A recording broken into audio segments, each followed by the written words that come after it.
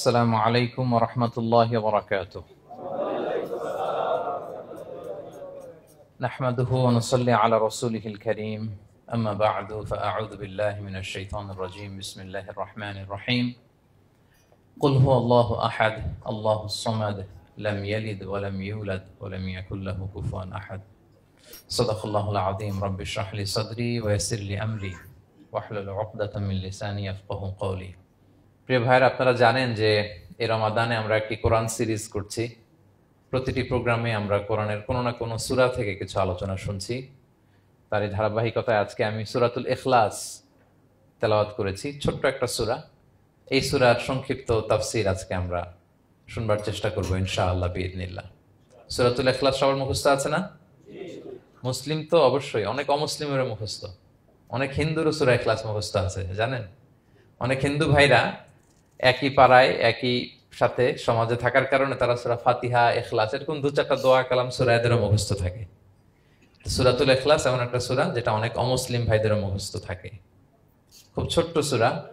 স্রষ্টার পরিচয় যে এত সহজ ভাষায় মাত্র 4টি বাক্যে দিয়ে দেয়া যায়, তার জলজন্ত প্রমাণ হচ্ছে এই সূরাতুল ইখলাস। মাত্র 4টি আয়াত। কয়টি? 4টি আয়াত দিয়ে আল্লাহ তাআলা স্রষ্টার পরিচয় খুবই চমৎকার ভাবে প্রিসাইজলি তিনি তুলে ধরেছেন। কোরআনের অনেক জায়গায় আল্লাহ তাআলা নিজের পরিচয় দিয়েছেন। যেমন সূরা বাকারার 255 নম্বর আয়াতে, মানে আয়াতুল কুরসির মধ্যে আল্লাহ তাআলা নিজের পরিচয় তুলে ধরেছেন। একটি আয়াত, 9টি বাক্য বিশিষ্ট একটি আয়াত, সেখানে আল্লাহ তাআলার পরিচয় খুব চমৎকার ভাবে পাওয়া যায়। আয়াতুল কুরসি, এটা আপনাদের মুখস্থ আছে না? আয়াতুল কুরসি ফরজ সালাতের পরে এটা পড়বেন। আল্লাহর হাবিব সাল্লাল্লাহু আলাইহি ওয়াসাল্লাম ফরজ সালাতের পরে এটা পড়তেন। তিনি বলতেন, মান কারা আয়াতুল কুরসি দুবুরা কুল্লি সালাতিন মাকতুবাতিন লাম ইয়ামনাহু মিন দুখুলিল জান্নাতি ইল্লাল মাউত। ফরজ সালাতের পরে যে আয়াতুল কুরসি তেলাওয়াত করবে তার জান্নাতে যাওয়ার ক্ষেত্রে আর কোনো বাধা থাকে না, মৃত্যু ছাড়া। মৃত্যুটাই বাধা, মরলেই জান্নাতি। আয়াতুল কুরসির ভেতরে আল্লাহ তাআলা ওনার পরিচয় তুলে ধরেছেন খুবই সংক্ষিপ্ত ভাবে, এক আয়াতে আল্লাহর পরিচয়। তারপর সূরা হাশরের শেষ 3 আয়াতে আল্লাহ তাআলা নিজের খুব চমৎকার পরিচয় তুলে ধরেছেন। তারপরে এই সূরা ইখলাসের মধ্যে আল্লাহ তাআলা আরো সংক্ষিপ্ত পরিসরে, ভেরি প্রিসাইজলি, মাত্র ছোট্ট ছোট্ট 4টা আয়াতে নিজের পরিচয় তুলে ধরেছেন। তো কিভাবে আল্লাহ তাআলা নিজের পরিচয় আমাদের সামনে পেশ করলেন, আমরা সেটাই আজকে শুনবার চেষ্টা করবো ইনশাআল্লাহ। সূরাতুল ইখলাস আপনারা কি জানেন এটা কোরআনের কততম পারায় অবস্থিত? 30তম পারায়। এবং এই সূরাটি মাক্কি সূরা। কি সূরা? কোরআনের সর্বশেষ পারায় অবস্থিত 30তম পারায়। আয়াত সংখ্যা তো আমরা শুরুতেই বললাম, কয়টি? 4টি। এই সূরাটি কোরআনের যে সূরার ধারাক্রম, সেই ধারাক্রম অনুসারে 112 নম্বর সূরা। কত নম্বর? 112 নম্বর সূরা। এই সূরাটা মক্কাতুল মুকাররমাতে নাজিল হওয়ার কিছু প্রেক্ষাপট আছে। প্রেক্ষাপটগুলো হচ্ছে, আরবরা বংশকে খুব গুরুত্ব দেয়, বংশ প্রিজার্ভ করা, লিনিয়েজকে প্রিজার্ভ করা। এবং তারা মানুষকে দেখে, শুধু মানুষ তো না, মানুষের পায়ের ছাপ দেখে বলে দিতে পারতো তার বাবাকে, তার বাবাকে, পর দাদাকে, 14 পুরুষের নাম বলে দিতে পারতো। শুধু মানুষই না, তারা উটের পায়ের ছাপ দেখে, উটের পায়ের, মরুভূমির বালুতে উটের পায়ের ছাপ দেখে ওই উট কোন বংশের, ওই বংশের ওর নাম কি, ওর বাবার নাম কি, ওর দাদার নাম কি, 14 পুরুষ এরকম ছিল। এবং তারা দুজন মানুষকে যদি ঢেকে রাখা হয় সারা শরীর, শুধু পায়ের একেবারে শেষের দিকের ছোট আঙ্গুল দেখে, এটাকে ইলমুল কিয়াফা বলে, ওই ছোট আঙ্গুলের শেপ দেখে ওরা বলে দিতে পারতো সে কোন বংশের, তার বাবার নাম কি, দাদার নাম কি, 14 পুরুষ। তারা এই লিনিয়েজকে প্রিজার্ভ করতো আর কি এইভাবে। এবং এই বংশ পরিক্রমা মুখস্থ করা, জানা, জিজ্ঞেস করা, এটাকে গুরুত্ব দিত। তো তারা আল্লাহকেও আমাদের মতো এরকম একজন সত্তা ভেবে আল্লাহ হাবিব সাল্লাল্লাহু আলাইহি ওয়াসাল্লামকে জিজ্ঞেস করতেছে যে, ইদান খালাকাল্লাহু কুল্লা শাই ফামান খালাকাল্লাহ। মুহাম্মদ, তুমি তো বলো যে আল্লাহ নাকি সব সৃষ্টি করেছে, তো আল্লাহকে কে সৃষ্টি করেছে? অথবা বলো যে আল্লাহর বাবাকে, আল্লাহর দাদাকে, আল্লাহর পরদাদাকে, আল্লাহর বংশটা বলো। তো তখন তাদের এই প্রশ্নের জবাবে আল্লাহ তাআলা সূরাতুল ইখলাস নাজিল করেন যে, কুল হু আল্লাহু আহাদ। হে নবী, আপনি বলুন আল্লাহ হচ্ছেন এক, অদ্বিতীয়, ইউনিক, অ্যাবসলিউট। আল্লাহুস সামাদ, তিনি হচ্ছেন সামাদ, তিনি কারো প্রতি নির্ভরশীল নন, অমুখাপেক্ষী। লাম ইয়ালিদ ওয়া লাম ইউলাদ, তিনি কাউকে জন্ম দেনও নাই, আবার তিনি কারো কাছ থেকে জন্ম নেনও নাই। ওয়ালাম ইয়াকুল্লাহু কুফুয়ান আহাদ, তার সমকক্ষ, তার মতো, তার সিমিলার মহাবিশ্বে দ্বিতীয় কেউ নাই। সুবহানাল্লাহ। এটা হচ্ছে শানে নুজুল, কোন প্রেক্ষাপটে নাজিল হয়েছে, এটা হচ্ছে একটা বর্ণনা। আরেক বর্ণনা এসছে, মক্কার মুশরিকরা জিজ্ঞেস করতে আরম্ভ করলো, ইয়া মুহাম্মদ, আমরা জানি মানুষ মাটির তৈরি, ফেরেশতারা নূরের তৈরি মানে আলোর তৈরি, এরপর জিনেরা আগুনের তৈরি, আল্লাহ কিসের তৈরি? আল্লাহ তাআলার বাইয়িন লানা জিনসা রাব্বিক, তোমার আল্লাহর জিন্স বর্ণনা করো, সে কোত্থেকে আসছে, কি দিয়ে, কোন জিন্স থেকে, মানে কোন জিনিস থেকে তৈরি? তখন আল্লাহ তাআলা এই সূরাটা নাজিল করলেন, কুল হুয়াল্লাহু আহাদ আল্লাহুস সামাদ লাম ইয়ালিদ ওয়া লাম ইউলাদ ওয়া লাম ইয়াকুল লাহু কুফুয়ান আহাদ। এইভাবে অনেকগুলো বর্ণনা পাওয়া যায় যে এরকম এরকম প্রেক্ষাপটে যখন রাসূল সাল্লাল্লাহু আলাইহি ওয়াসাল্লামকে তারা এই সমস্ত প্রশ্ন জিজ্ঞেস করে, তখন তাদের প্রশ্নের জবাব স্বরূপ আল্লাহ তাআলা 4 আয়াত বিশিষ্ট এই সূরাটি নাজিল করেন। তাহলে সূরার কোন প্রেক্ষাপটে, কোন সিচুয়েশনে সূরাটা নাজিল হলো, এটা সবার কাছে ক্লিয়ার না এখন? এই সূরার কিছু ফজিলত পাওয়া যায়। আপনারা তো সূরার নাম শুনেছেন সূরাতুল ইখলাস। ইখলাস শব্দের অর্থ হচ্ছে সিনসিয়ারিটি, আন্তরিকতা বা একনিষ্ঠতা। যেহেতু এই সূরায় একনিষ্ঠতার সাথে আল্লাহর তাওহীদের ঘোষণা দেওয়া হয়, এজন্য এই সূরার নাম হচ্ছে সূরাতুল ইখলাস। আবার এই সূরাকে সূরাতুত তাওহীদও বলে, যেহেতু আল্লাহর একত্ববাদের ঘোষণা এই সূরায় দেওয়া হচ্ছে, ওয়াননেস অফ গড। আবার এই সূরার একটা নাম হচ্ছে সূরাতুল মারিফা, যেহেতু এই সূরা মারিফা মানে জানা বা চেনা, যেহেতু এই সূরা পড়ার মধ্য দিয়ে আল্লাহর পরিচয় জানা যায়, আল্লাহকে চেনা যায়, এজন্য সূরার নাম সূরাতুল মারিফা। আচ্ছা, এই সূরার অনেক ফজিলত আছে, অনেক ফজিলত। আমরা কয়েকটা ফজিলত আপনাদের সামনে শেয়ার করবো ইনশাআল্লাহ। এই সূরার 1 নম্বর ফজিলত হচ্ছে রাসূল সাল্লাল্লাহু আলাইহি ওয়াসাল্লাম বিভিন্ন সুন্নত নামাজের দ্বিতীয় রাকাতে এই সূরাটা পড়তেন। যেমন ফজরের 2 রাকাত সুন্নত আছে না, ফজরের 2 রাকাত সুন্নতের দ্বিতীয় রাকাতে রাসূল সাল্লাল্লাহু আলাইহি ওয়াসাল্লাম এটা পড়তেন। প্রথম রাকাতে সূরা কাফিরুন, দ্বিতীয় রাকাতে সূরা ইখলাস, এটা পড়তেন। মাগরিবের নামাজের যে সুন্নাত, সেই সুন্নাতেরও দ্বিতীয় রাকাতে আল্লাহর হাবিব সাল্লাল্লাহু আলাইহি ওয়াসাল্লাম এই সূরাটা পড়তেন। তাওয়াফ করার পরে 2 রাকাত নামাজ পড়তে হয়, জানেন? ওই 2 রাকাত নামাজে রাসূল সাল্লাল্লাহু আলাইহি ওয়াসাল্লাম প্রথম রাকাতে সূরাতুল কাফিরুন, দ্বিতীয় রাকাতে সূরাতুল ইখলাস পড়তেন।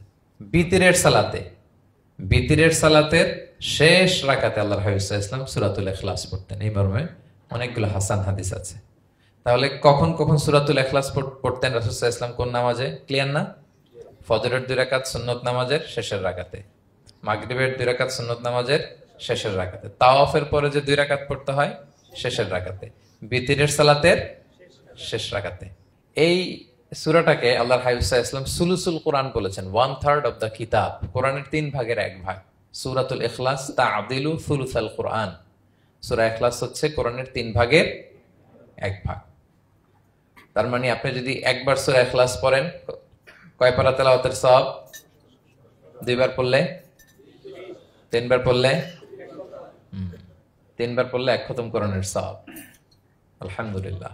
কেউ কেউ বলেন যেহেতু আল্লাহর একত্ববাদের কথাবার্তা কোরআনে 1/3 মানে 1/3 জুড়ে আছে, সেহেতু সূরাতুল ইখলাস সুলুসুল কোরআন মানে হচ্ছে যে কোরআনের 3 ভাগের 1 ভাগে আল্লাহ যা নিয়ে কথা বলেছে সূরাতুল ইখলাসের ভিতরেই সেটা সংক্ষেপে চলে আসছে। এজন্য এটাকে বলা হয় 1/3 অফ দ্য বুক, কোরআনের 3 ভাগের 1 ভাগ। এটার আরেকটা, এই হাদিসটা মুতাওয়াতির হাদিস। সূরাতুল ইখলাস তা'দিলু সুলুসাল কোরআন, এটা এমন সংখ্যক, বেশি সংখ্যক সাহাবী প্রতিটি জেনারেশনে বর্ণনা করেছে, সাহাবী, তাবি। এই হাদিসের ব্যাপারে কোনো ডাউট তৈরি হয় না, কোনো সাসপিশন তৈরি হয় না, খুবই ভ্যালিড এই হাদিসটা, যেটা কোরআনের 3 ভাগের 1 ভাগ। আচ্ছা, আল্লাহর হাবিব সাল্লাল্লাহু আলাইহি ওয়াসাল্লাম আরেকটা হাদিসে এসেছে, এক সাহাবীকে কোবা পল্লীতে ইমাম করে পাঠিয়েছেন। মদিনা মসজিদে নববীর পাশে একটা মসজিদ আছে, মসজিদে কোবা, সেই মসজিদের ইমাম করে এক সাহাবীকে পাঠিয়েছেন। ওই সাহাবীর একটা অভ্যেস ছিল, উনি প্রত্যেক রাকাতে সূরা ফাতিহার পরেই আগে সূরা ইখলাস পড়তেন। ধরেন প্রথম রাকাতে সূরা ফাতিহার পরে ইখলাস, এরপর একটা সূরা পড়তেন। দ্বিতীয় রাকাতে সূরা ফাতিহার পরে আবার সূরা ইখলাস, এরপর একটা সূরা পড়তেন। ধরেন যে জুমার নামাজ 2 রাকাত, উনি ফাতিহার পরে প্রথমে কোন সূরাটা পড়ে নিতেন, এরপরে অন্য যে কোনো একটা সূরা। দ্বিতীয় রাকাতে সূরা ফাতিহার পরে কোন সূরাটা প্রথমে পড়ে নিতেন? ইখলাসের। এইটাই ওনার স্বভাব। প্রত্যেক নামাজে যদি কোনো ইমাম সাহেব শুধু সূরা ইখলাস পড়ে, একটু খারাপ লাগবে না আমাদের? ওনার মুসল্লিদেরও তাই লেগেছে। ওনারা জিজ্ঞেস করলেন, তুমি এটা কেন করো? এরকম না করে স্বাভাবিকভাবে পড়ো। তো উনি বললেন, না, আমি এইভাবেই পড়বো। আমি যেভাবে পড়তেছি এইভাবেই পড়বো, পড়লে পড়ো, না হলে তোমাদের হিসাব তোমাদের। তো তারা যে রাসূল সাল্লাল্লাহু আলাইহি ওয়াসাল্লামের কাছে বিচার দিল যে, ইয়া রাসূলুল্লাহ, দেখেন একজন ইমাম আপনি আমাদের জন্য নির্ধারণ করেছেন, উনি প্রত্যেক রাকাতে সূরা ইখলাস পড়ে, ইন এভরি সিঙ্গেল রাকা সূরা ইখলাস পড়ে। তো রাসূল সাল্লাল্লাহু আলাইহি ওয়াসাল্লাম তাকে ডাকলেন, ডেকে বললেন, ঘটনা কি, তুমি নাকি এরকম করো, প্রত্যেক রাকাতে ফাতিহার পরে আগে ইখলাস দিয়ে শুরু করো, কেন কেন করো? সে বলতেছে, ইয়া রাসূলুল্লাহ, হ্যাঁ আমি আসলে এমনটা করি, কারণ আমি এই সূরাটাকে বড্ড ভালোবাসি। কারণ ফিহি সিফাতুর রহমান, এই সূরার ভেতরে আল্লাহর পরিচয় মেলে, আল্লাহর পরিচয় পাওয়া যায়, যেন সূরাটাকে আমি বড্ড ভালোবাসি। রাসূল সাল্লাল্লাহু আলাইহি ওয়াসাল্লাম বললেন, ঠিক আছে, তোমার অভ্যাসের পরিবর্তন করার দরকার নাই, হুব্বুকা ইয়াহা ইউদখিলুকাল জান্নাহ, এই সূরার প্রতি তোমার এই ভালোবাসাই তোমাকে জান্নাতে প্রবেশ করাবে। আরেক বর্ণনায় এসেছে, তুমি যেমনি আল্লাহর পরিচয় থাকার কারণে সূরাটাকে ভালোবাসো, আল্লাহ জানিয়েছেন যেন তোমাকে জানাই আল্লাহও তোমাকে ভালোবাসে। ফিহি সিফাতুর রহমান, এই সূরার ভেতরে রহমানের পরিচয় পাওয়া যায়, আল্লাহ সুবহানাহু ওয়া তাআলার পরিচয় পাওয়া যায়। তো এই জন্য উনি প্রত্যেক রাকাতে সূরা ইখলাস পড়তেন। আরেকটা হাসান পর্যায়ের হাদিসে পাওয়া যায়, নবম হিজরিতে আল্লাহর হাবিব সাল্লাল্লাহু আলাইহি ওয়াসাল্লাম তাবুক যুদ্ধে অংশগ্রহণ করেছিলেন। আপনারা তাবুক যুদ্ধের নাম শুনেছেন? হ্যাঁ, নিশ্চয়ই শুনেছেন, যারা ইসলামের ইতিহাস, ইসলামের বায়োগ্রাফি নিয়ে পড়াশোনা করেছেন। তাবুক হচ্ছে অনেক দূরে মদিনা থেকে, খুব কষ্টের সফর ছিল। তখন খেজুর পেকে সবার ঘরে খেজুর, পাকা খেজুর উঠাতে হবে, আবার প্রচন্ড গরম, আবার সফরের দূরত্ব অনেক বেশি। এই সফরে মূলত কোনো যুদ্ধ সংগঠিত হয়, তাবুক যুদ্ধে কোনো যুদ্ধ হয় নাই। কয়েক সপ্তাহ লাগছে যেতে, কয়েক সপ্তাহ ফিরতে, এতটুকুই। জাস্ট কে পাক্কা ইমানদার আর কারা মুনাফেক, হিপোক্রিট, এটাকে ক্লিয়ার করার জন্য আল্লাহ তাআলা এই যুদ্ধের আহ্বান জানিয়েছেন যে যাও, অ্যাটাক করো, তাবুকে যাও। বিশাল বাহিনী, প্রায় বিশাল একটা বাহিনী যে তাবুকে চলে গেল। রাসূল সাল্লাল্লাহু আলাইহি ওয়াসাল্লাম যখন তাবুক যুদ্ধে ছিলেন, এই অভিযানে ছিলেন, তখন মদিনায় এক সাহাবী ইন্তেকাল করেন, নাম হচ্ছে মুআবিয়া ইবনে মুআবিয়া আল মুজহানি। তো উনি ইন্তেকাল যখন করলেন, রাসূল সাল্লাল্লাহু আলাইহি ওয়াসাল্লাম তো এত দূর থেকে এটা জানতেন না। জিবরাইল আলাইহিস সালাম এসে বললেন, ইয়া রাসূলুল্লাহ, মদিনাতে আপনার সাহাবী মুআবিয়া ইন্তেকাল করেছে। মুআবিয়া ইবনে আবি সুফিয়ান একজন সাহাবী আছে, উনি নয়, মুআবিয়া ইবনে মুআবিয়া আল মুজহানি। তখন বললেন, ইয়া রাসূলুল্লাহ, আপনি এই ৩০,০০০ সাহাবী নিয়ে এখানেই মরুভূমির মধ্যেই তার গায়েবানা জানাজা পড়েন, আমরাও আছি আপনার সাথে, আমরাও শরীক হব। রাসূল সাল্লাল্লাহু আলাইহি ওয়াসাল্লাম এত দূরে তাবুক থেকেই মুআবিয়া ইবনে মুআবিয়া আল মুজহানি রাদিয়াল্লাহু তাআলা আনহুর গায়েবানা জানাজায় শরীক হলেন। এই গায়েবানা জানাজায় সাহাবাদের সাথে ফেরেশতারাও শরীক হয়েছিলেন, দুই কাতারে, পেছনে দুই কাতার, প্রতি কাতারে ৭০,০০০ ফেরেশতা। জানাজা শেষে, দোয়া শেষে আল্লাহর হাবিব সাল্লাল্লাহু আলাইহি ওয়াসাল্লাম বললেন যে, জিবরিল, ঘটনা কি? মুআবিয়ার এত স্ট্যাটাস, এত মর্যাদা, কি কারণে তুমি দুই কাতারে ৭০,০০০ হলে ১,৪০,০০০ বিশাল ফেরেশতাদের বহন নিয়ে তুমি জানাজায় জয়েন করলে, কারণ কি? কি তার মর্তবা? তো জিবরাইল আলাইহিস সালাম বললেন, ইয়া রাসূলুল্লাহ, আপনার সাহাবী মুআবিয়ার বৈশিষ্ট্য ছিল তিনি কাইমান আও কাঈদান, দাঁড়িয়ে অথবা বসে, মাশিয়ান আও রাকিবান, আরোহণ অবস্থায় অথবা চলন্ত অবস্থায়, উঠতে বসতে চলতে ফিরতে সবসময় সে পড়তে থাকতো কুল হুয়াল্লাহু আহাদ আল্লাহুস সামাদ লাম ইয়ালিদ ওয়া লাম ইউলাদ ওয়া লাম ইয়াকুল লাহু কুফুয়ান আহাদ। এই সূরাটা ছিল তার ডেইলি ওজিফা, সবসময় উঠতে বসতে চলতে ফিরতে কোন সূরা পড়তো? সূরা ইখলাস পড়তো। এজন্য আল্লাহ তাআলার আদেশে আমরা ১,৪০,০০০ ফেরেশতা নিয়ে তার জানাজায় শরীক হয়েছি। সুবহানাল্লাহি বিহামদি। তাহলে বুঝতে পারতেছেন এই সূরার মর্তবা কতটা পছন্দনীয় সূরা আল্লাহর কাছে। যদিও ছোট আয়াত, কয়টা? কিন্তু আল্লাহর কাছে এটার ফজিলত অনেক বেশি। প্রিয় ভাইরা, শুধু এখানেই শেষ নয়, আল্লাহর হাবিব সাল্লাল্লাহু আলাইহি ওয়াসাল্লাম সকালে, সন্ধ্যায়, ফজরের পরে, মাগরিবের পরে এবং বিছানায় ঘুমোতে যাওয়ার আগে তিনি সূরাতুল ইখলাস, সূরা ফালাক, সূরা নাস পড়ে হাতের মধ্যে ফু দিতেন, দুই হাত একসাথে মিলিয়ে এরকম ফু দিয়ে মাথা থেকে বডিতে যতটুকু সম্ভব তিনি মাসে করতেন। ৩টা সূরাই শুরু হয়েছে কুল দিয়ে, এজন্য ৩ সূরাকে একসাথে বলে কুল আস-সালাসা, মানে ৩ কুল। এই ৩ কুল তিনি ফজরের পর, মাগরিবের পর আর বিছানায় ঘুমোতে যাওয়ার আগে পরে হাতে ফু দিয়ে সারা গায়ে মেসেজ করতেন। আপনারা করেন? হ্যাঁ, অভ্যাসটা, ওজিফাটা আছে তো আপনাদের, না? করবেন এটা। এটা special protection, you will get a special protection from আল্লাহ সুবহানাহু ওয়া তাআলা। অনেকে দেখবেন ব্ল্যাক ম্যাজিক করে, ব্ল্যাক ম্যাজিক কিন্তু সত্য, ম্যাজিক করে, সেহের করে আপনাকে দুর্বল করে ফেলবে। স্বয়ং আল্লাহর হাবিব সাল্লাল্লাহু আলাইহি ওয়াসাল্লামকে সেহের করা হয়েছিল। উনি কয়েক মাস স্ত্রীদের সাথে ফিজিক্যাল ইন্টিমেসিতে যেতে পারতেন না, এত দুর্বল হয়ে গেছিলেন। লাবিদ ইবনুল আসাম নামে এক ইহুদি মিত্র, সে জাদু করেছিল রাসূল সাল্লাল্লাহু আলাইহি ওয়াসাল্লামকে। ওনার মাথার চুল চিরুনির ভেতর 11টা গিট দিয়ে সেই ব্ল্যাক ম্যাজিক করেছে। নবী সাল্লাল্লাহু আলাইহি ওয়াসাল্লাম কয়েক মাস অসুস্থ ছিলেন। পরে সূরা ফালাক নাস যখন নাজিল হয় তখন আল্লাহ তাআলা বিষ্ণু সাল্লাল্লাহু আলাইহি ওয়াসাল্লামকে সুস্থ করে দিলেন। সাহাবীদেরকে নিয়ে এক কুয়ার নিচ থেকে, চিরুনির থেকে এই গিটগুলো খুলে খুলে রাসূল সাল্লাল্লাহু আলাইহি ওয়াসাল্লাম 11টা আয়াত তেলাওয়াত করলেন। রাসূল সাল্লাল্লাহু আলাইহি ওয়াসাল্লামকে সুস্থ করে দিল কে? আল্লাহ সুবহানাহু ওয়া তাআলা শিফা নসিব করলেন। তার মানে ব্ল্যাক ম্যাজিক সত্য, সিহির করে মানুষ। আপনার সফলতা, আপনার সাকসেস, এটা সবার ভাল লাগবে না, মনে রাখবেন। সবাই এটা পছন্দ করে না। আল আইনু হক, নজর কিন্তু সত্য। নজর সত্য, নজরের প্রভাব আছে, চোখের প্রভাব আছে।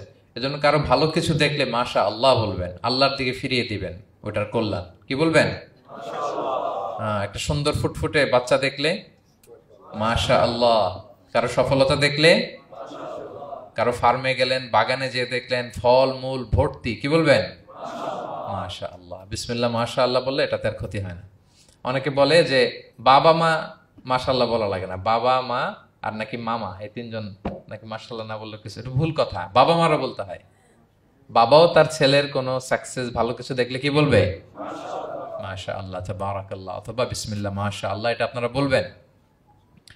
নজরের প্রভাব আছে। আপনি সিম্পলি দেখেন, এই যে আমি আপনাদের দিকে তাকিয়ে তাকিয়ে কথা বলছি, আমি যদি অনেকক্ষণ স্টেয়ারিং করি, কারো দিকে ভেবে তাকিয়ে থাকি, সে ভালো ফিল করবে?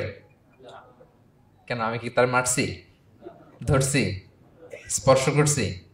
কিছুই তো করলাম, শুধু আমি তার দিকে তাকিয়ে আছি। তার মানে এতেই সে অস্বস্তি ফিল করতেছে।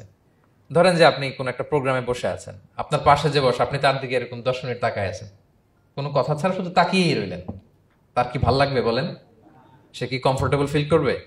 সে ভয় পাবে, সে ভয় পাবে, অস্বস্তি ফিল। আপনি কিছুই করেন নাই, না তাকে টাচ করেছেন, না ধরেছেন, ছুঁয়েছেন, কিছু, শুধু তাকিয়ে আছেন। দেখেন নজরের কি প্রভাব। আল্লাহ আইনু হক, নজর সত্যি। এজন্য কারো সাকসেস দেখলে আমরা সবসময় যেন মাশাআল্লাহ বলি। মাশাআল্লাহ ঠোঁটের সাথে মিলিয়ে রাখবেন। ভালো দেখলে কি বলবেন? মাশাআল্লাহ, মাশাআল্লাহ, বিসমিল্লাহ মাশাআল্লাহ, মাশাআল্লাহ, তাবারাকাল্লাহ, এটা বলবেন। তাহলে আল্লাহর হাবিব সাল্লাল্লাহু আলাইহি ওয়াসাল্লামকেও সেহের করা হয়েছিল। এজন্য এই সেহের থেকে, ব্ল্যাক ম্যাজিক থেকে, আইন মানে জেলাসি, মানুষের নজর দিয়ে যে হিংসা করে, এই জেলাসি থেকে, মিন শাররি হাসিদিন ইযা হাসাদ, হাসাদ থেকে, মিন কুল্লি মাকরুহিন ওয়া শুরুর, এসব ক্যালামিটি, ডিজাস্টার, এগুলো থেকে পানা হিসেবে আপনি এই ওয়াজিফাটা করবেন। 3 কুল, কুল আস-সালাসা, 3 কুল। আমার সাথে সাথে বলেন, কয় কুল? 3 কুল। কি কি? সূরাতুল ইখলাস, সূরা ফালাক, সূরা নাস। এই 3টা পড়ে ফজরের পর, মাগরিবের পর আর ঘুমোতে যাওয়ার আগে হাত দুইটাকে একসাথে করে পরে লম্বা একটা ফু দিয়ে মাথা থেকে মাসাজ করবেন সারা গায়ে। পারা যাবে ইনশাআল্লাহ বিইذنিল্লাহ। এবং আম্মা জান আয়েশা রাদিয়াল্লাহু তাআলা আনহা বলতেন, আমি যখন কখনো অসুস্থ হয়ে যেতাম, অসুস্থ হলে রাসূল সাল্লাল্লাহু আলাইহি ওয়াসাল্লামকে যে যখন কমপ্লেইন করি, ইয়া রাসূলুল্লাহ আমি তো অসুস্থ, রাসূল সাল্লাল্লাহু আলাইহি ওয়াসাল্লাম আমাকে এই আমলটা করতে বলতেন।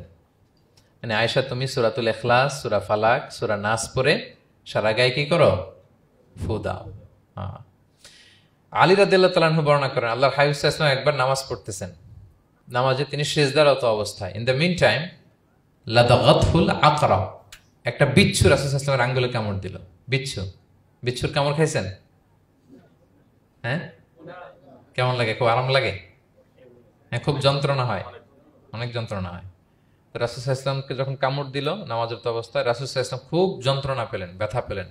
বিচ্ছুটারে লানত করলেন। সাধারণত লানত করতেন না, তিনি বলতেন লানাতুল্লাহি আলাল আকরাব, এই বিচ্ছুর উপর লানাত, লা ইয়াদাউ নাবিয়ান ওয়ালা গায়রা। এই বিচ্ছু নবীও চিনে না, মানুষও চিনে না, মানে কোথায় কামড় দিতে হবে এটাও বুঝতেছে না। শুধু নবী না, সব নবীদের নবী, উনারা কামড় দিয়ে ফেলছে। তাই আল্লাহর পক্ষ থেকে পরীক্ষা ছিল, কেয়ার করা।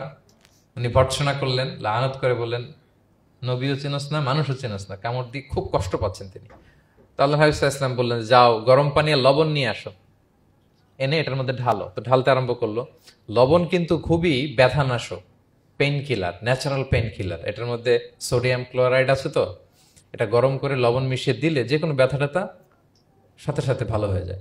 রাসূল ইসলাম বললেন ঢালো। ঢালতেছে, রাসূল ইসলাম পড়তেছেন কুল হুয়াল্লাহু আহাদ আল্লাহুস সামাদ লাম ইয়ালিদ ওয়া লাম ইউলাদ ওয়া লাম ইয়াকুল লাহু কুফুয়ান আহাদ বলে ফু দিচ্ছেন আর ঢালতেছে। ঢালাও শেষ, আঙ্গুলের ব্যথাও শেষ।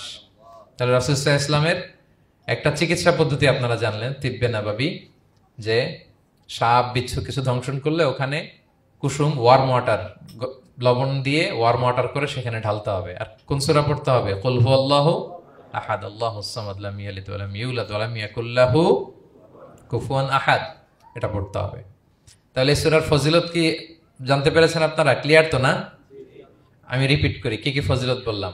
রাসূল সাল্লাল্লাহু আলাইহি ওয়াসাল্লাম ফজরের নামাজের সুন্নাতে, মাগরিবের সুন্নাতে, তাওয়াফের পরের সুন্নাতে, ভিতরের শেষ রাকাতে সূরাতুল ইখলাস পড়তেন। রাসূল সাল্লাল্লাহু আলাইহি ওয়াসাল্লাম সূরাটাকে সুলুসুল কোরআন, 1/3 অফ দ্য কিতাব বলেছেন। কোরআনের কয় ভাগের এক ভাগ? 3 ভাগ। এবং এক সাহাবীর ঘটনা তো শুনলাম, সে সব নামাজে সূরা ইখলাস পড়তো। মুসল্লিরা কমপ্লেন করার পরেও সে পড়লো। রাসূল সাল্লাল্লাহু আলাইহি ওয়াসাল্লাম বললেন, কেন পড়ো? বলে যে ফিহি সিফাতুর রহমান, এই সূরায় আল্লাহর পরিচয় আছে, এই সূরাটা বড্ড ভালো লাগে। তো রাসূল সাল্লাল্লাহু আলাইহি ওয়াসাল্লাম বললেন, এই সূরার প্রতি তোমার ভালো লাগেই তোমাকে জান্নাতে নিয়ে যাবে। আরেক বর্ণনায় যে তুমি যেমনি আল্লাহর কারণে এই সূরাকে ভালোবাসো, আল্লাহও জানিয়েছেন তিনি তোমায় ভালোবাসেন। এরপর মুআবিয়া ইবনে মুআবিয়া আল মুজানির হাদিস শুনলাম, তিনি উঠতে বসতে চলতে ফিরতে সবসময় কোন সূরা পড়তেন? সূরাতুল ইখলাস। ফলে আকাশ থেকে 1,40,000 ফেরেশতা এসে দুই কাতারে 70,000 করে ওনার গায়েবানা জানাজা অংশগ্রহণ করেছেন। এবার বলেন, এটাকে আপনারা কি ওয়াজিফা বানাবেন? হ্যাঁ, বানাবেন daily ওয়াজিফা? Make it your daily wazifa. Recite Suratul Ikhlas every day, especially in the morning and evening. তাহলে সূরার ইন্ট্রোডাক্টরি ডিসকাশন শেষ, নাজিলের প্রেক্ষাপট শেষ, ফজিলত শেষ। এবার আমরা সূরায় ঢুকে যাই। কি বলেন? আউযু বিল্লাহি মিনাশ শাইতানির রাজীম, বিসমিল্লাহির রহমানির রহিম। বিতাড়িত শয়তান থেকে আল্লাহর কাছে পানাহ চাই, পরম করুণাময় অসীম দয়ালু আল্লাহর নামে শুরু করছি। আল্লাহ বলছেন, কুল হুয়াল্লাহু আহাদ। হে নবী আপনি বলুন, ওই যে বারবার প্রশ্ন করে, বাইয়িন লানা জিনসা রাব্বিক, তোমার আল্লাহ কি দিয়ে তৈরি? আল্লাহ কি স্বর্ণের তৈরি, না রূপার তৈরি, না কাঠের তৈরি? এভাবেই লিটারালি বলতেছে, আহুয়া মিন যাহাব আও ফিদ্দা আও মিন খাশাব। মুহাম্মদ তোমার আল্লাহ কি স্বর্ণের, না রূপার, না কাঠের? আল্লাহ বলেন, নবী আপনি এটা বলেন। কুল, নবী আপনি বলুন, হুয়াল্লাহু আহাদ, আল্লাহ হচ্ছে এক। তোমরা যেরকম আল্লাহকে ভাবো, আল্লাহ আসলে ওই রকম নয়।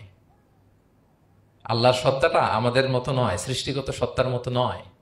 আমরা এটাতে প্রায় ভুল করে ফেলি। অনেকে এমন এমন প্রশ্ন করি আল্লাহর সাথে, মনে হয় যেন আল্লাহ আমার একেবারে, আমরা নিজেরা নিজেরা যেরকম ওই রকম। কিন্তু স্রষ্টা যে সৃষ্টি জগতের অনেক ঊর্ধ্বে, এটা আমরা বুঝি না। তিনি সময়ের ঊর্ধ্বে, তিনি স্থানের ঊর্ধ্বে, তিনি কালের ঊর্ধ্বে, সবকিছুর ঊর্ধ্বে। যেমন আমাদের 3টা কাল আছে, হ্যাঁ, অতীত, তারপর বর্তমান যেটাকে ধরা যায় না, প্রতি সেকেন্ডে, ন্যানো সেকেন্ডে এটা অতীত হয়ে যাচ্ছে, আর যেটা সামনে ঘটবে এটা কি? ফিউচার, ভবিষ্যৎ। তা আল্লাহরও কি এরকম অতীত বর্তমান ভবিষ্যৎ আছে? সময়টা আমাদের জন্য, উনি তো সময়ের স্রষ্টা, ওনার সাথে আপনি সময় সেট করতে পারবেন না, উনি সময়ের ঊর্ধ্বে। ফলে উনি এই ইবলিস যে আদেশ ভঙ্গ করা, আদম আলাইসাল্লাম এবং হাওয়া আলাইসাল্লাম পৃথিবীতে আসা, নূহ, দাউদ, হুদ, সালেহ থেকে শুরু করে এই একের পর এক নবী, শেষ নবী, বর্তমান সময়, ভবিষ্যৎ, দাজ্জাল, কিয়ামত, সব তিনি এট এ গ্ল্যান্সে দেখেন, একবারে ওনার চোখের সামনে। আমাদের মতো অতীত বর্তমান ভবিষ্যৎ ওনার নাই। আমরা যেমনি ভাব প্রকাশের জন্য ভাষা লাগে, এই যে আমি বাংলায় কথা বলতেছি আপনারা বুঝতেছেন, হ্যাঁ, মালায়রা যারা মালায়তে কথা বলে, ইংলিশরা ইংরেজিতে কথা, চাইনিজে কথা বলে, ভাষা, উনি ভাষার স্রষ্টা, ফলে ওনার ভাষাও লাগে না। কিন্তু উনি বোঝানোর জন্য একটা ভাষা ইউজ করে আমাদের জন্য সহজ করে দিয়েছেন। একটা ভাষায় না বললে তো আমরা বুঝবো না, ফলে উনি আরবি ভাষায় কোরআনটাকে নাজিল করেছেন যাতে আমরা বুঝি। কিন্তু উনি ভাষার মুখাপেক্ষী না, ওনাকে সময়, কাল, ভাষা কোনো কিছু দিয়ে বাধা যায় না, উনি সবকিছুর ঊর্ধ্বে, সবকিছুর ঊর্ধ্বে। এবং আল্লাহ কোথায় আছেন? আমরা বলি যে আরশের উপরে আছেন। সেখানে ওই এরিয়াটা হচ্ছে লা জামান লা মাকান, ওখানে সময়, তারপর কাল, এগুলো ওখানে যায় না। আল্লাহর সাথে প্রশ্নগুলো একেবারেই অবান্তর। ফলে আমরা যে প্রশ্নগুলো হুট করে না বোঝার কারণে করে ফেলি, যেহেতু আমাদের খুব সীমিত জ্ঞান, ফলে আমরা সৃষ্টির সাথে স্রষ্টাকে গুলিয়ে ফেলি। কিন্তু উনি কিন্তু আমাদের মতো নন। এজন্য আল্লাহ বলেন যে আমাকে জিজ্ঞেস করে যে আমি লোহার তৈরি, না স্বর্ণের তৈরি, না রূপার তৈরি, নাকি পাথরের তৈরি বা কাঠের তৈরি, তুমি বলো, কুল হুয়াল্লাহু আহাদ।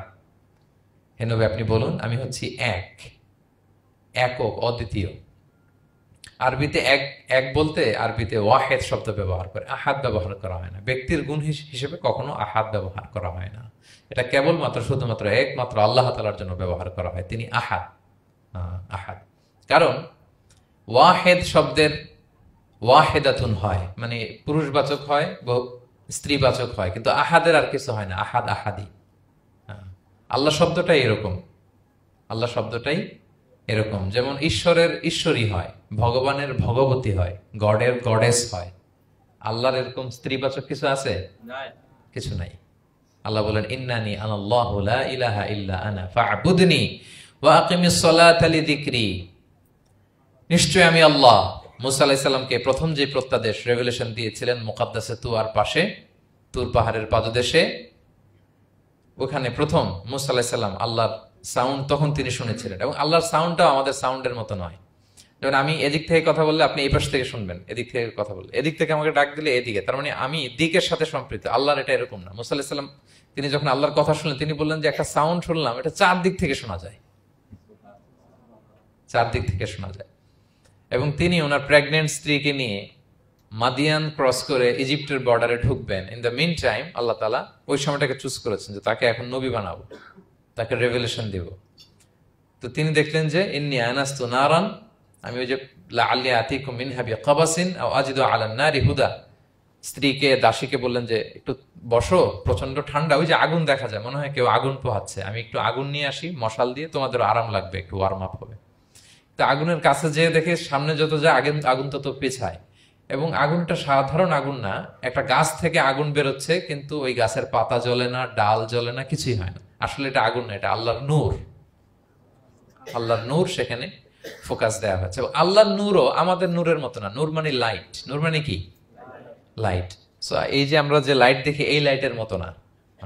কারণ আল্লাহর এই নূরের কাবার দেয়া হচ্ছে আবার নূরের পর্দা দিয়ে। পর্দা দেয়া হয় সাধারণত আলোকে আটকানোর জন্য, কিন্তু আল্লাহর যে পর্দা, হিজাবের কথা বলা হয়েছে, ওই পর্দাটাও আলোর পর্দা। আমাদের সাথে মিলালে হবে? আমরা ঘরে পর্দা টাঙাই কি থামাতে বলেন তো? আলো থামাতে। আর আল্লাহর যে হিজাব পর্দাগুলো কিসের? আলোর, নূরের। সো কশ্চিন কালেও আপনি সৃষ্টির সাথে স্রষ্টাকে মিলাবেন না। আমরা ভুল করে অনেক সময় এরকম অবান্তর প্রশ্নগুলো করি।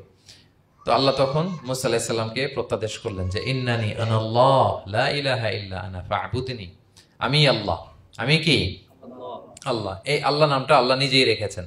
আমাদের নাম রাখে আমাদের বাবা দাদা, আল্লাহর তো বাবা দাদা কেউ নাই। আল্লাহর নাম কে রেখেছে? আল্লাহ নিজেই রেখেছেন।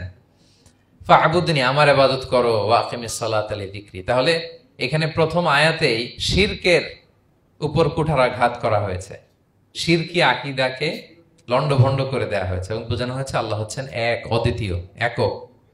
কারণ আমরা যত ইবাদত করি এর মধ্যে যদি শিরকের স্পর্শ থাকে, আমাদের ইবাদত ভ্যানিশ হয়ে যাবে, এটার কোনো দাম নাই। লা ইন আশরাকতা লা ইয়াহবাতান্না আমালুক ওয়া লা তাকুনান্না মিনাল খাসিরিন। আল্লাহ বলেন যদি শিরক করো তাহলে তোমার সব আমল বাতিল হয়ে যাবে, তোমার রোজা, নামাজ, হজ, যাকাত, জিকির কিছু থাকবে না। এজন্য শিরক যাতে কখনো আমাদের না হয়, শিরকের সাথে যেন আমাদের সম্পর্ক না থাকে। ইন্নাল্লাহা লা ইয়াগফিরু আন ইউশরাকা বিহি ওয়া ইয়াগফিরু মা দুনা যালিকা লিমান ইয়াশা। আল্লাহ সব মাফ করেন, কিন্তু শিরকের গুনাহ মাফ করেন না। কি মাফ করে না? হ্যাঁ, এজন্য শিরকের সাথে আমাদের কোনো সম্পর্ক নাই। দেখেন আমরা যখন নামাজে দাঁড়াই, আমরা তাকবীরে তাহরিমে বাঁধার পরে কি পড়ি? ওয়াজ্জাহতু ওয়াজহিয়া লিল্লাযী ফাতারাস সামাওয়াতি ওয়াল আরদা হানিফা ওয়া মা আনা মিনাল মুশরিকিন। দেখেন নামাজে দাঁড়ালে আগে ক্লিয়ার করে নিতে হয় যে আল্লাহ ওয়া মা আনা মিনাল। এই যে লক্ষ লক্ষ হাজী সাহেবরা যায় ইজহার রিদা পরে, ওখানে কি পড়ে? লাব্বাইক আল্লাহুম্মা লাব্বাইক লাব্বাইক লা শারীকা লাক। আগে হিসাব ক্লিয়ার যে আল্লাহ শিরকের সাথে ছিটেফোঁটা সম্পর্ক আমাদের নাই। আমরা একনিষ্ঠভাবে তোমার ইবাদত করি। তাহলে সূরাতুল ইখলাস বেসিক্যালি তাওহীদের একনিষ্ঠ ঘোষণার নাম, যেটার প্রথম আয়াত আল্লাহ তাআলা নবীকে বললেন যে হে নবী আপনি আমার পরিচয় দিয়ে দেন, আপনি বলুন কুল হুয়াল্লাহু আহাদ, আমি এক, একক, অদ্বিতীয়। কুল হুয়াল্লাহ, নবী আপনি বলুন তিনি হচ্ছেন আল্লাহ এবং তিনি হচ্ছেন আহাদ। আল্লাহ নামটার অনেক ভাবে কোরআনে পরিচয় দিয়েছেন। আল্লাহ আলিফ লাম লাম, আলিফ ছাড়া, লিল্লাহ দিয়ে, লাম ছাড়া, লাহু দিয়ে, আপনি যেভাবেই বলবেন সেভাবে আল্লাহর পরিচয় পাওয়া যায়। লিল্লাহি মা ফিস সামাওয়াতি ওয়া মা ফিল আরদ, কোরআনের অনেক আয়াতে এসেছে।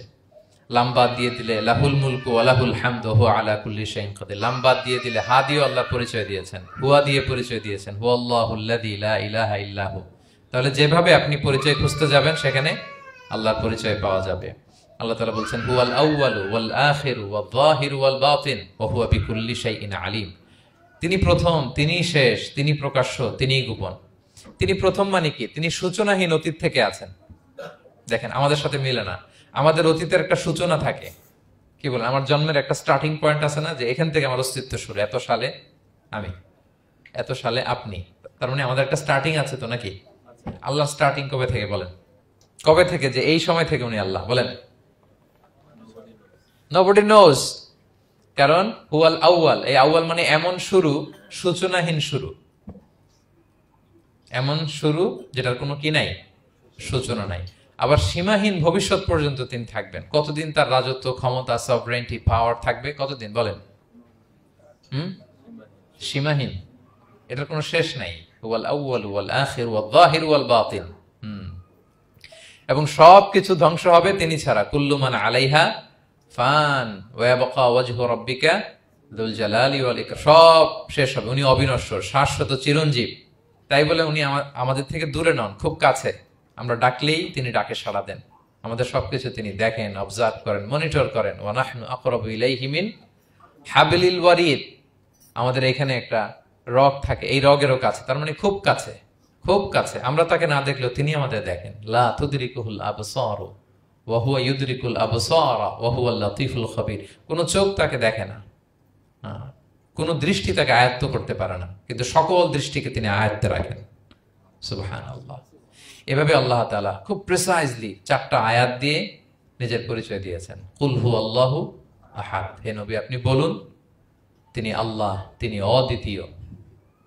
বাংলারও অনেক সীমাবদ্ধতার ফলে আমাকে এক, একক এগুলো ইউজ করা লাগতেছে, কিন্তু আল্লাহর আহাদ বোঝাতে যে এক, একক, এটা যথেষ্ট না। এটা আমার লিমিটেশন, আমাদের লিমিটেশন, ভাষার লিমিটেশন। কিছু দিয়ে তো আমার অডিয়েন্সকে বা আমাদের বুঝতে হবে দ্য এসেন্স অফ গড। এজন্য আমরা বলি এক, একক, অদ্বিতীয়। অদ্বিতীয়টা খুব অনেকটাই পারফেক্ট। তাহলে তিনি হচ্ছেন আহাদ, এবং এই আহাদের লেসন দেওয়ার জন্য সব নবীরা এসেছে। সব নবীরা একই কথা বলেছেন, আদম আলাইহিস সালাম থেকে শুরু করে বিষ্ণু ইসা ইসলাম পর্যন্ত একই কথা বলেছেন, যে ইয়া কওমি ইবুদুল্লাহ মা লাকুম মিন ইলাহিন গায়রু আফালা তাআকিলুন। হে আমার জনপদের লোকেরা, কি হলো তোমরা এত কিছুর ইবাদত করো, দাসত্ব করো, তোমরা ইবাদত করবে এক সত্তার, তিনি কে? মা লাকুম মিন ইলাহিন গায়রু, তিনি ছাড়া কোনো ইলাহ তোমাদের নেই। তাহলে এই যে ওয়াননেস অফ গড, স্রষ্টা যে একজন, এই কনসেপ্টটাকে ক্লিয়ার করবার জন্যই এত এত নবীরা পৃথিবীতে হাজির হয়েছেন।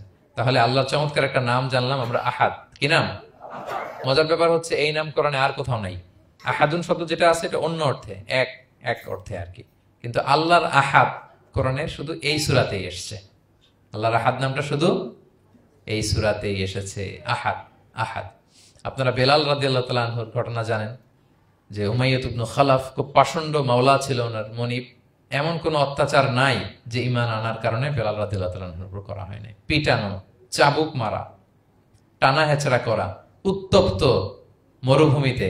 যারা হজ উমরা করতে গিয়েছেন তারা তো দেখেছেন মরুভূমির বালু, ওখানে কত গরম, চাল ছেড়ে দিলে মুড়ি হয়ে যাবে, খই হয়ে যাবে। ওই উত্তপ্ত গরম বালুতে বেলাল রাদিয়াল্লাহু তাআলা আনহুকে শুইয়ে পেটের উপরে পাথর রেখে দেওয়া হয়েছিল। তখন তিনি আল্লাহর একত্ববাদের ঘোষণা এই শব্দটা দিয়ে করেছেন। অস্ফুট কণ্ঠে উনি বারবার বলছিলেন আহাদ, আহাদ, আহাদুন, আহাদ। তো আল্লাহ তাআলার এই নামটা, আহাদ নামটা, এই সূরা ছাড়া কোরআনের অন্য কোথাও আসেনি। তাহলে প্রথম আয়াতটা কি? কুল হু আল্লাহু। হে নবী তারা জিজ্ঞেস করে আমার বংশ কি, বাপদাদা কই, কাঠের না মাটির না লোহার না সোনার, আপনি বলুন কুল হু আল্লাহু, তিনি এক, অদ্বিতীয়। আল্লাহুস সামাদ, তিনি হচ্ছেন সামাদ। আল্লাহর আরেকটা নাম আস-সামাদ। আল্লাহুস সামাদ। সামাদ শব্দের অনেকগুলো অর্থ পাওয়া যায়। সামাদের একটা মিনিং হচ্ছে যার উপরে আর কারো কোনো স্ট্যাটাস বা মর্যাদা নাই। আরবিতে বলে মানতাহা ইলাইহি সুগদাদু ওয়া শারাফ। মর্যাদা, স্ট্যাটাস যত শীর্ষে, পিকে যেতে পারে, ওইটার নাম হচ্ছে সামাদ, এর উপরে নাই। সামাদের আরেকটা অর্থ হচ্ছে যে পরনির্ভরশীল নয়, মানে তার কারোর উপর নির্ভর করা লাগে না, সে স্বয়ং সম্পূর্ণ। আচ্ছা পৃথিবীতে এমন কারো নাম বলেন তো যে কোনো দিন কোনো কিছুতে কোনো কাজে অন্যের মুখাপেক্ষী হওয়া লাগে নাই, সে একা একা আত্মনির্ভরশীল, স্বয়ং সম্পূর্ণ, এরকম একজনের নাম বলেন? আছে? কেউ নাই। কোনো না কোনো ভাবে আপনি পাওয়ারফুল কারো কথা বলবেন, এত আরো নির্ভরশীল, এরা রাস্তা দেখায় না দিলে চলতেও পারে না, কোন দিকে যাইতে হবে এটা বলার জন্য 10 জন থাকে, এর ওয়াশরুমে নিয়ে যেতে হয় 10 জনের, এর এই সাপোর্ট, ওই সাপোর্ট, এই প্রোটোকল, অনেক কিছু, এর লোক লাগে আরো বেশি। তার মানে সাহায্য ছাড়া চলতে পারে এমন কোন সত্তা পৃথিবীতে নাই। একটা সত্তা যার কারো কোনো সাহায্য লাগে না, যার কারোর প্রতি কোনো নির্ভরতা নাই, কারো কাছে ঠেকা নাই, গোটা বিশ্ব তার কাছে ঠেকা। তিনি কে? তার নাম সামাদ। তার নাম কি? আল্লাহুস সামাদ। অমুখাপেক্ষী, অ্যাবসলিউটলি ইন্ডিপেন্ডেন্ট। কখনো কোনো কাজে তার কারো কাছে যেতে হয় না, কারো উপর ভরসা করতে হয় না, কারো প্রতি তার কোনো ঠেকা নাই। সব গোটা দুনিয়া তার কাছে ঠেকা, তার কাছে ফরিয়াদ করে, তার দিকে ঝুঁকে পড়ে আসতে বাধ্য। ওই সত্তার নাম হচ্ছে সামাদ। সামাদ ক্লিয়ার সবার কাছে? আল্লাহ তাআলা বলছেন, ইয়া আইয়ুহান নাসু আনতুমুল ফুকারাউ ইলাল্লাহ ওয়াল্লাহু হুয়াল গনিয়ুল হামিদ। ওহে মানুষেরা, তোমরা হচ্ছে ফকির। ফকির বিমানা মুফতাকির ইলাল্লাহ, মানে মুখাপেক্ষী। কার দিকে? ফুকারা ইলাল্লাহ ওয়াল্লাহু হুয়াল গনিয়ুল হামিদ। কিন্তু আল্লাহ কারো প্রতি মুখাপেক্ষী নন। গানি, তিনি প্রাচুর্যশীল, হামিদ, সপ্রশংসিত। সবাই তার কাছে ফরিয়াদ করে, তিনি কারো কাছে ফরিয়াদ, সবাই তার কাছে চায়, তিনি কারো কাছে চাওয়া লাগে না, সবাই তার কাছে মুখাপেক্ষী, তিনি কারো প্রতি মুখাপেক্ষী। তার নাম সমাদ। তার নাম কি? তাহলে সমাদ ক্লিয়ার? হ্যাঁ। লাম ইয়ালিদ ওয়ালাম ইউলাদ। লাম ইয়ালিদ, তিনি কাউকে জন্ম দেননি। ওয়ালাম ইউলাদ, তিনি নিজেও জন্ম নেন নাই। সুবহানাল্লাহ। দেখেন কত সহজ পরিচয়। তিনি কাউরে জন্ম দেনও নাই, জন্ম নেনও নাই। সুবহানাল্লাহ। আমাদের ধর্ম যে কত সুন্দর, এক আল্লাহর দিকে আমাদেরকে রেফার করা হয়েছে। অন্যান্য ধর্মের দিকে দেখেন কি আজীব কথা। খ্রিস্ট ধর্মে বলে আদম আলাইহিস সালাম পাপ করছে, ওই পাপের কারণে আমরা সবাই নাকি পাপী, জন্মাইলেই নাকি পাপী। ইসলাম বলে আমরা জন্মগ্রহণ করি মাসুম অবস্থায়, নিষ্পাপ। কিন্তু খ্রিস্টানরা কি বলে? আমরা পাপ নিয়ে জন্মাই, ফলে খোদার ছেলের দুনিয়াতে আসা লাগছে, এসে সবার পাপ নিজের কাঁধে নিয়ে শুলে চড়ছে, এরপরে খোদার সাথে যে বসে আছে। এটা হচ্ছে খ্রিস্ট ধর্মের কথা। অন্যান্য অনেক ধর্মে দেখেন ল্যাংটা বাবার কাছে যে মাথা নোয়াতে হয়। এরকম অনেক ধর্ম দেখছেন যে লোকটার চুলে জট বাঁধা, দাড়িতে জট বাঁধা, একেবারে উলঙ্গ, তার কাছে যে সবাই এরকম হাত পাতে। দেখছেন? দেখেন না আপনারা? নাকি শুধু আমি একাই দেখলাম? দেখছেন সবাই? আছে, কিন্তু আমি ধর্মের নাম বলতেছি না, কোনো ধর্মকে ছোট করা যাবে না, কিন্তু এরকম আছে। তো দেখেন কি সমস্ত অদ্ভুত নিয়ম কানুন। আগুন নিয়ে ওইখানে দৌড়াইতে হয়, এই করতে হয়। কিন্তু আমাদের এক সত্তার কাছে আমরা চাই, কোনো ভায়া লাগে না, মিডিয়েটর লাগে না, মধ্যস্থতাকারী লাগে না। আল্লাহ বলে ডাকার সাথে সাথে তিনি ডাকে সাড়া দেন। লাম ইয়ালিদ ওয়া লাম ইয়াকুল লাহু, জন্ম দেনও নাই, জন্ম নেনও নাই। মুশরিকরা বলতো আল মালাইকাতু বানাতুল্লাহ, তারা বলতো ফেরেশতারা নাকি আল্লাহর মেয়ে। নাউযুবিল্লাহ। ওয়া ক্বালাতিল ইয়াহুদু উযাইরুন ইবনুল্লাহ, ইহুদিরা বলতো উযাইর আলাইহিস সালাম আল্লাহর ছেলে। ওয়া ক্বালাতিন নাসারা আল মাসীহ ইবনুল্লাহ, আর খ্রিস্টানরা বলে ঈসা মাসীহ, ঈসা আলাইহিস সালাম উনি নাকি আল্লাহর ছেলে। নাউযুবিল্লাহ। আল্লাহ সবগুলো ভ্রান্ত ধারণার কবর রচনা করেছেন এই আয়াত দিয়ে। লাম ইয়ালিদ ওয়া লাম না না, এগুলো ভুল। ক্লিয়ার কাট শুনে রাখো, কান খাড়া করে জেনে রাখো। লাম ইয়ালিদ ওয়া লাম ইউলাদ, তিনি কাউকে জন্ম দেনও নাই, তিনি কারো কাছ থেকে জন্ম নেনও নাই। ইমাম আবু বকর আল বাকিল্লানি একজন বড়, অনেক বড় একজন দার্শনিক ছিলেন এবং তর্কবাগীশ ছিলেন, ইরাকের। নাম শুনেছেন কেউ? আবু বকর আল বাকিল্লানি।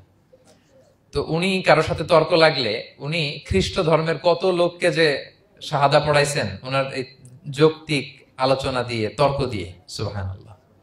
এক খ্রিস্টান পাদ্রী ওনারে প্রশ্ন করলো, তোমরা মুসলমানরা খুব রেসিস্ট। উনি বললেন কেন? বলছে তোমরা খ্রিস্টান মেয়ে বিয়ে করতে পারো, ইহুদি মেয়ে বিয়ে করতে পারো, মুসলিম কিন্তু ইহুদি মেয়ে, খ্রিস্টান মেয়ে শর্ত সাপেক্ষে, কিছু শর্ত আছে, ওই আলোচনা যাচ্ছেন, শর্ত সাপেক্ষে বিয়ে করতে পারে আহলি কিতাব হলে। কিন্তু কোন খ্রিস্টানরা মুসলিম মেয়ে আমাদের মেয়েদেরকে বিয়ে করতে পারবে না, কোন ইহুদি আমাদের মেয়েকে বিয়ে করতে পারবে না। তো বলে তোমরা খুব রেসিস্ট, তোমরা আমাদের মেয়ে না, ওকে তোমাদের মেয়ে আমাদেরকে দাও না। তো তিনি বলেন তোমরা তো ইহুদি, তোমাদের নবী হচ্ছে মুসা আলাইহিস সালাম, ওনাকে তো আমরা মানি, ওনার কথা তো কোরআনে আছে, এজন্য তোমাদের মেয়েকে বিয়ে করতে পারি। আর খ্রিস্টানদের নবী হচ্ছে ঈসা আলাইহিস সালাম, ওনাকেও মানি, ওনার মায়ের নামে বিশাল সূরাই আছে, সূরা মারিয়াম, আর ওনার ব্যাপারে হাজার শত শত আয়াত, তো এই জন্য তোমার খ্রিস্টানদের মেয়ে বিয়ে করতে পারি। তোমরা তো আমাদের নবী মুহাম্মদ সাল্লাল্লাহু আলাইহি ওয়াসাল্লামকে মানো না। মুহাম্মদ সাল্লাল্লাহু আলাইহি ওয়াসাল্লাম যে শেষ নবী, এটা তোমরা মানার সাথে সাথে মুসলমান হয়ে যাবে, এরপর আমাদের মেয়েকেও তোমরা বিয়ে করতে পারবে। এভাবে উনি এমন ভাবে উত্তর দিতেন ফাবুহিতাল্লাযী কাফার, কোন একেবারে লাজবাব হয়ে যেত। তো ওনার নাম যখন ছড়ালো, ইরাকের মুসলিম বাদশাহ ওনাকে কনস্টান্টিনোপলে পাঠাবেন, যেখানে রোমান এম্পায়ার। তো রোমান এম্পায়ার এরাও খুব প্রস্তুতি নিয়ে আছে যে আবু বকর আল বাকিলানিকে ডিল করা অনেক কঠিন, সে আসতেছে, তার সাথে কিভাবে কি করা যায়। তো আপনারা জানেন যে খ্রিস্ট সমাজের নিয়ম হচ্ছে রাজার দরবারে ঢুকতে গেলে কুর্নিশ করে ঢোকা লাগে। কি করে? মাথা নত করে, এরকম নিচের দিকে করে রুকুর মতো করে এরপরে ঢোকা লাগে। তো এখন তারা প্ল্যান করতেছে যে আবু বকর বাকিলানি তো জীবনে আমার কুর্নিশ করবে না, এটা তো আমার জন্য অপমান হয়ে যাবে, কি করা যায় কি করা যায়। তো রাজার এক বড় উজির সে প্ল্যান করলো, একটা কাজ করেন, রাজ দরবারে তাকে যখন ঢোকানো হবে তার জন্য একটা স্পেশাল গেট বানানো হবে। দরজাটা ফুল হবে না, হাফ হবে, অর্ধেক। তো অর্ধেক দরজা দিয়ে যখন সে ঢুকবে, সে তো বাধ্য মাথা নিচু করে ঢুকতে হবে, তাহলে রুকু হয়ে গেল, কুর্নিশ আপনাদের দেওয়া হয়ে গেল। বলে এই তো চমৎকার বুদ্ধি, ঠিক আছে একটা ছোট্ট দরজা বানাও। তো বানাইছে। উনি যখন কনস্টান্টিনোপলে পৌঁছলেন, ওনাকে নিয়ে আসালো রাজদরবার, বলতেছে এটা দিয়ে ঢুকতে হবে আমাদের, সবার ঢুকেন। তো সবাই এরকম মাথা নিচু নিচু করে ঢুকছে। উনি দেখেই বুঝছে এটা তো কৌশল করছে আমার সাথে। তো উনি মাথা নিচু করছেন, কিন্তু এমনি না, উল্টা উল্টা হয়ে উনি মাথাটা পিছনে দিয়ে, বুঝতে পারছেন, উনি অ্যাবাউট টার্ন হয়ে ঢুকতে তো হবে, পিঠটারে রাজার দিকে দিয়ে, নিতম্বটাকে রাজার দিকে দিয়ে, তারপরে উনি রুকু দিছে, উল্টা রুকু। তো এক হিসেবে কুর্নিশ হয় না, বরং আরো রাজাকে কি হয়েছে, ইনসাল্ট করা হয়েছে। রাজা তো রেগে মেগে আগুন। সবাই, রাজা বলছে জানতাম ও এরকম কিছু একটা করবে। মানে এমন ভাবে উনি বুদ্ধি বের করে ওনাকে, ওনার সাথে আর পারা যায়। কেন ওনার কথা আনলাম এই জন্য, সেখানে যেও উনি পুরো রাজ দরবারকে তাক লাগিয়ে দিলেন এইভাবে। উনি দেখেন যে কনস্টান্টিনোপলের রোমান এম্পায়ারের পাশে পোপ বসা। পোপ চেনেন তো, মানে তৎকালীন খ্রিস্টান সবচেয়ে বড় পাদ্রী। তিনি যে বলতেছে কাইফা হালুক ইয়া কাহানাতুল মা'বাদ ও কাইফাল আহল ও কাইফাল আওলাদ, যে বলতেছে আরে সম্মানিত পোপ, আপনি কেমন আছেন, আপনার বউ কেমন আছে, আপনার সন্তান কেমন আছে। এই কথা শুনে রাজা রেগে মেগে আগুন। এই আবু বকর বাকিলানি, এত বড় সাহস, তুমি জানো না উনি পোপ? পোপদের বিয়ে করা নিষেধ, তারা এত পবিত্র, তাদের স্ত্রী হয় না, তাদের সন্তান হয় না। একজন পবিত্র সত্তার সন্তান থাকে কি করে, স্ত্রী থাকে কি করে, তারা আমাদের পোপ। তা আবু বকর আল বাকিলানি বলে, আপনাদের পোপের যদি স্ত্রী থাকলে ইজ্জত চলে যায়, সন্তান থাকলে সম্মান ক্ষুণ্ণ হয়, তাহলে আপনারা ঈসা আলাইহিস সালামকে আল্লাহর সন্তান কি করে বানান, মেরিকে আল্লাহর স্ত্রী কি করে বানান। সুবহানাল্লাহ বিহামদিহি। আল্লাহর সাথে আপনারা বউ সেট করতে পারেন, আল্লাহর সন্তান সাব্যস্ত করতে পারেন, কিন্তু আপনার পোপকে জিজ্ঞেস করলাম আপনার স্ত্রী কেমন আছে, আপনার বউ কেমন আছে, আপনার রেগে মেগে আগুন। এই কথা শুনে ওই ওদিকে যারা আছে সব শাহাদা পড়ে মুসলমান হয়ে গেছে। এরকম অনেক লোক ওনার বুদ্ধিমত্তা দেখে শাহাদা পড়ে পড়ে মুসলমান হয়ে গিয়েছে। এজন্য আল্লাহ তাআলা এই যে শিরকি আকীদার উপর কুঠারাঘাত করে তিনি বললেন লাম ইয়ালিদ ওয়া লাম ইউলাদ, তিনি জন্ম দেনও নাই, জন্ম নেনও নাই। ওয়া লাম ইয়াকুল্লাহু কুফুয়ান আহাদ, এই কুফু শব্দটা আল্লাহর জন্য যে ব্যবহার হয়েছে কোরআনে আর কোথাও নাই। এক হচ্ছে আহাদ, আর এই কুফু আর কোথাও নাই। আল্লাহ বলেন ওয়া লাম ইয়াকুল্লাহু কুফুয়ান আহাদ, তার সমকক্ষ কেউ নাই। আল্লাহর মতো similar, nothing is similar to him, equivalent to him. আল্লাহর মতো সিমিলার কিচ্ছু নাই। তাহলে আল্লাহ কার মতো? আল্লাহর মতো। আল্লাহ কার মতো? আল্লাহর মতো। অন্য আয়াতে আল্লাহ তাআলা বলছেন লাইসা কামিসলিহি শাই, তার মতো কেউ নাই, তিনি তার মতো। তাহলে আল্লাহ কার মতো? আল্লাহর মতো। ওয়ালাম ইয়াকুল্লাহু কুফুয়ান আহাদ, তার মতো কেউ নাই, তিনি তার মতো। তাহলে এই চার আয়াতে আল্লাহর পরিচয় পাইছেন আপনারা? তিনি এক, অদ্বিতীয়, তিনি অমুখাপেক্ষী, কারো কাছে হাত পাততে হয় না, সব হাত পেতে থাকে তার দরবারে। তিনি জন্ম দেনও নাই, জন্ম নেনও নাই, তার মতো কেউ নাই। তো তাহলে আল্লাহর মতো কেউ নাই। আল্লাহ কার মতো?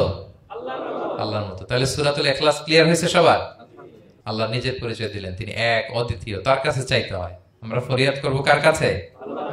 বিপদে আপদে, যে কোনো বিপদে ক্রাইসিসে পড়লেই কি করবেন? কার কাছে শেয়ার করবেন? নাকি ফেসবুকে শেয়ার করবেন? আমরা বিপদে পড়লে কোথায় শেয়ার দিয়ে দেই? প্রথমেই আমাদের শেয়ার দেওয়ার জায়গা কই? কিন্তু আসলে শেয়ার করতে হবে কার কাছে? প্রথমে আল্লাহর কাছে বলুন। তিনি আপনাকে বিপদ মুক্ত করতে পারেন, তিনি আপনাকে শান্ত করতে পারেন, আপনার অস্থিরতা দূর করতে পারেন, তিনি কেবল আপনাকে সফলতা দিতে পারেন, আর কেউ পারে না। এজন্য ফরিয়াদের হাত যেন আমরা তার দরবারে উঠাই। আল্লাহ তাআলা আমাদের সবাইকে কথাগুলো বোঝার, আমল করার তৌফিক দান করুক। হাদা মা ইনদি ওয়াল ইলমু ইনদাল্লাহি আলাইহি তাওয়াক্কালতু ওয়া ইলাইহি উনীব।